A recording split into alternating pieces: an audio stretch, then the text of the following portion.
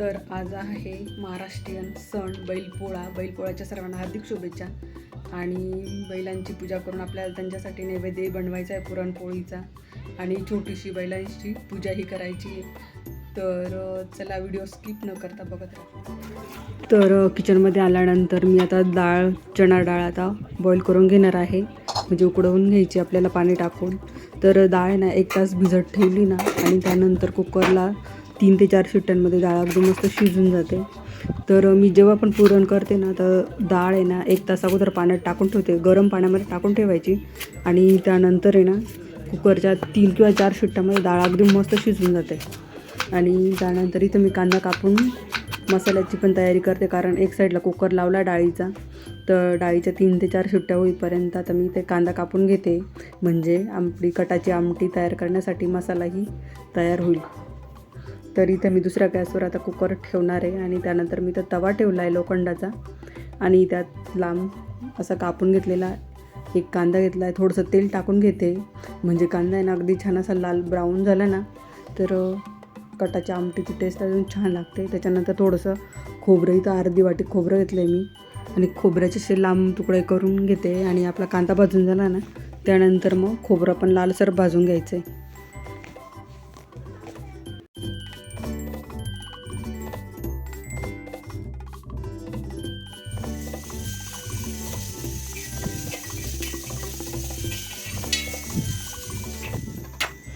तर त्यानंतर इथं माझा कांदा खोबरं भाजून झाला आहे. त्यात मी थोडासा लसूण घेतला, अद्रक घेतलं, थोडी कोथिंबीर घेतली आहे, आणि लवंग, दालचिनी, मिरे असं थोडंसं घेतलं आहे, आणि मसाल्याची पेस्ट करून घेतली आहे. तर इथे मी आता कटाची आमटी तयार करून घेणार आहे, आणि 3 ते 4 शिट्ट्यामध्ये डाळ पण आपली अशी छान शिजली मस्त.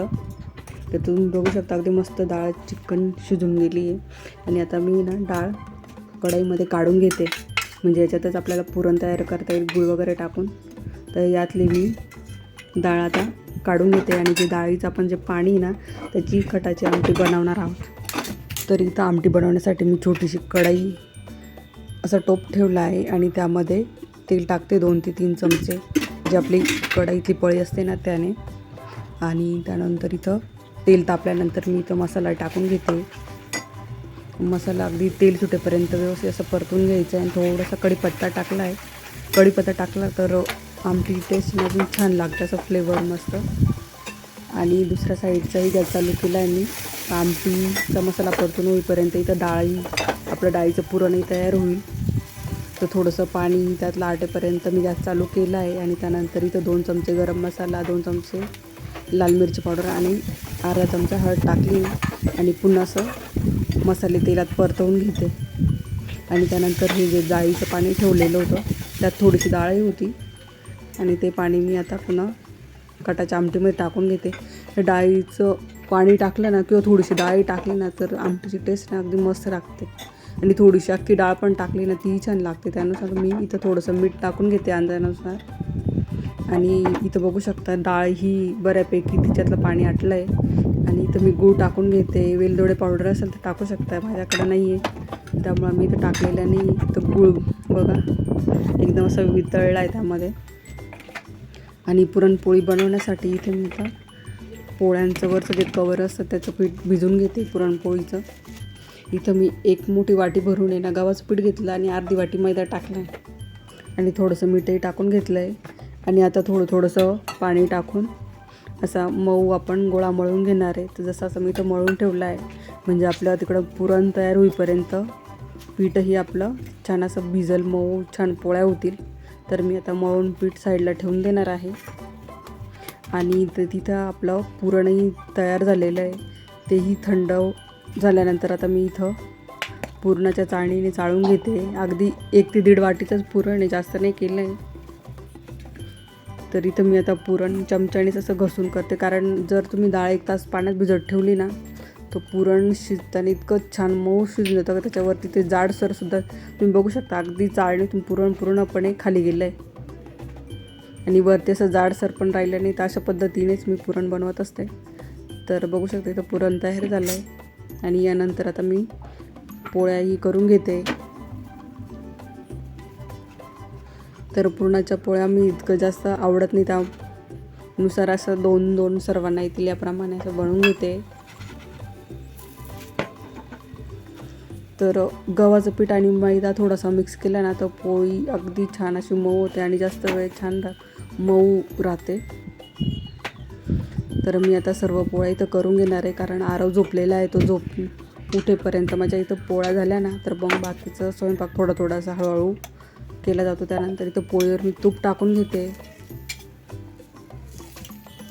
तर बघू शकता अगदी छान अशा मस्त टम्म फुगलेली आपली पुरणाची पोळी तर झालेली.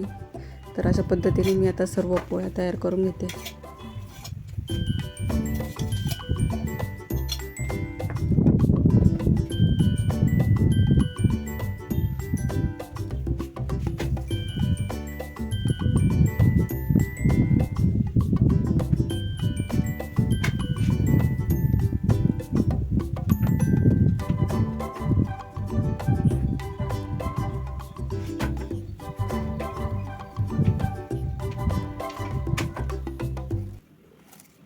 तर इथं मी मोठ्या साईडचे 3 मोठे असे कांदे कापून घेतले, लांब कांदे कापून घेतले आणि इथे 1 चमचा मीठ टाकते आणि अर्धा चमचाच्या वरती थोडीशी लाल मिरची पावडर टाकली, थोडासा ओवा टाकला आहे आणि आपल्याला ना कांद्याला पूर्ण असं व्यवस्थित चोळून घ्यायचे आणि आपण साईडला ठेवून देणार आहे. तोपर्यंत मी इथं भातही लावून घेते आणि आता मी कुरडई पापड तळून घेणार आहे, कारण नैवेद्य दाखवायचं आहे आणि पटापट स्वयंपाक करून घेण्यासाठी मी इथं आता कढई ठेवली आहे आणि कढईमध्ये आता कुरडई पापड सर्व तळून घेते.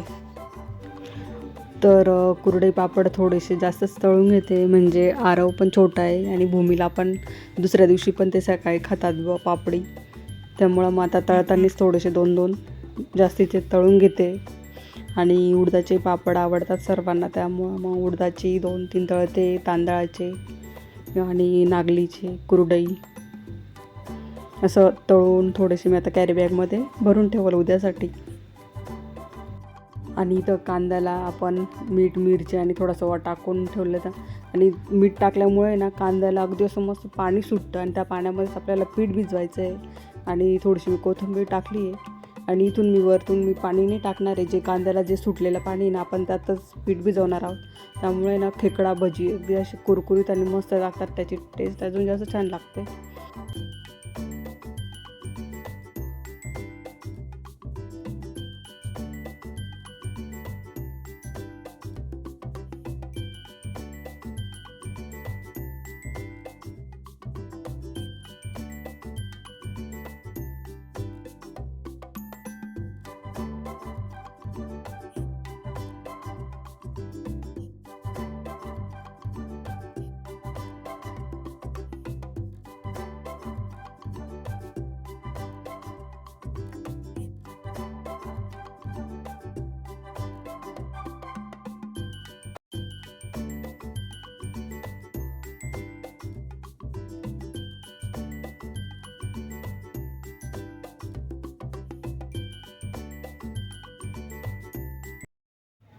आणि इथे ना जे पुरणपोळ्या केल्यानंतर मी जे गव्हाचं पीठ उरलेलं होतं ना, तर हे ना बैलांच्या शिंगामध्ये घालण्यासाठी मी असे गोल राऊंड तयार केले. तर लहानपणी आजी करायची आमची असं बैलांसाठी, तर त्यामुळं मग मीही करत असते. तर त्यातलं आपलं थोडंसं पीठ उरतंच, त्यामुळं मग मी आता इथे ते गोल करून तळून घेते बैलांच्या शिंगामध्ये टाकण्यासाठी. आणि चला तर आता पूजा करून घेऊया. मी बैलांना असं मांडून घेतलं, त्यांच्या खाली थोडेसे तांदूळ टाकले, हळद कुंकू टाकलं होतं आणि त्याच्यावरती बैल ठेवले आणि एक फुलंही ठेवलं आहे. आणि त्यानंतर जे गोल चकऱ्या मी गव्हाच्या पिठाच्या ज्या बनवल्या होत्या त्याही मी आता बैलांच्या शिंगामध्ये घालून देते. आणि त्यानंतर थोडंसं असे गहू ठेवते. तर मला तर खूप जास्त अशी पूजा माहिती नाही आहे, पण जे जसं आपलं साधंपणाने येतं तसं मी करते. त्यानंतर इथे मी हळदी कुंकूही लावून घेते बैलांना. आणि शेतकऱ्यासाठी हा सण एवढा मोठा असतो ना, कारण वर्षभर बैल शेतात कामं करतात, त्यामुळं त्यांच्यासाठी हा एक दिवस खूप महत्त्वाचा असतो. तर चला मी आता इथे नैवेद्यही दाखवून घेते. तर बघा आपला स्वयंपाक तयार झाला आहे दूध, पुरणाची पोळी, भात, पापड, कुरडे, कटाची आमटी. तर असं मी नैवेद्य इथं दाखवून देते. आणि चला यानंतर आता उपास सोडूया. सोमवारचा उपासही होता. तर चला या जेवायला. व्हिडिओ आवडला तर सबस्क्राईब नक्की करा.